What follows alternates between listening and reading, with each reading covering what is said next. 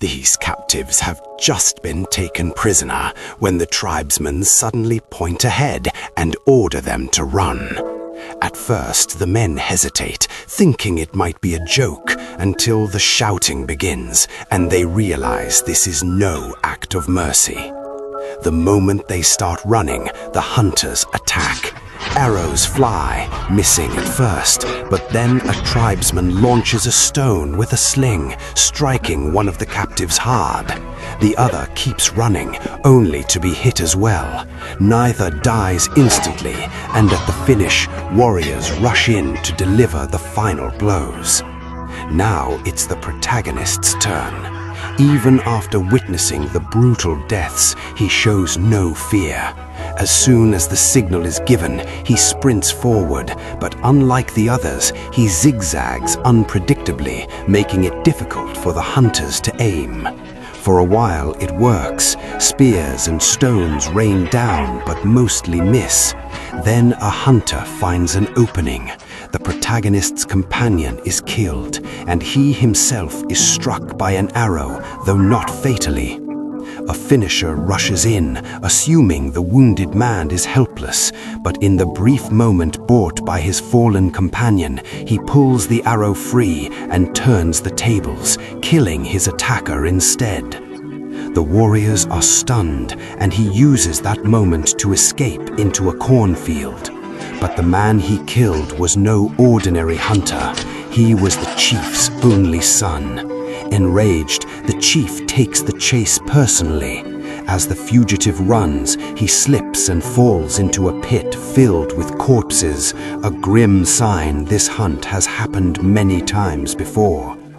Realizing he cannot outrun them forever, he climbs a tree to hide. His wound reopens, and he struggles to stay silent. The hunters pass beneath him without noticing. For a moment it seems he might survive, until blood drips on the leaves below. Just as danger seems to pass, a jaguar cub appears in the tree, growling at him. Then comes a louder roar. The mother has returned and sees him as a threat. Meanwhile, the hunters realize something is wrong. A wounded man shouldn't be this hard to track. They follow the blood trail and resume the chase. But when one gets too close, the jaguar attacks him instead. The others kill the beast, but the encounter shakes them. To them, the jaguar is sacred, an omen they should not ignore. Some want to stop, but the chief refuses. The wounded man, meanwhile, chews tree bark and presses it against his wound to slow the bleeding. The pursuit continues until another hunter is bitten by a venomous snake. The poison spreads rapidly, and knowing he won't survive, the man chooses a quicker death, ending his own life rather than suffer.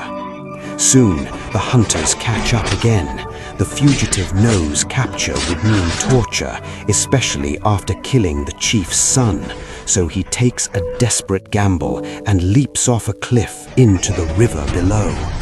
The hunters assume no one could survive the fall, but to their shock, he emerges alive and even taunts them. Furious, the chief demands they follow. When one suggests taking a safer path, the chief kills him on the spot. Terrified, the others jump.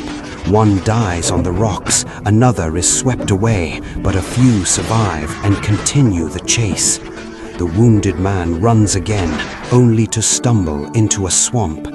He nearly sinks, but through sheer determination, he pulls himself free and escapes once more.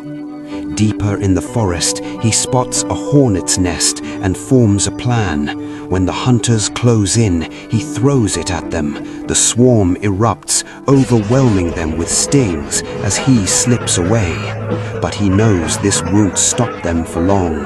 Preparing something more deadly, he crafts poison darts from forest materials and waits. A lone hunter approaches and the man strikes, poisoning him. Another rushes in, leading to a brutal, desperate fight. The fugitive barely survives, turning the attack back on his enemy. Rain begins to fall, giving him the advantage. This is his land, and he knows it well. As the chief charges after him, he leads him into a trap. The leader is killed instantly, brought down by the very terrain he believed he controlled. The final two pursuers continue until all three reach the shore. There they stop, stunned. Strange ships approach from the sea, carrying a new and unknown threat. Understanding what this means, the man turns away and disappears back into the forest. Behind him, a new age is about to begin.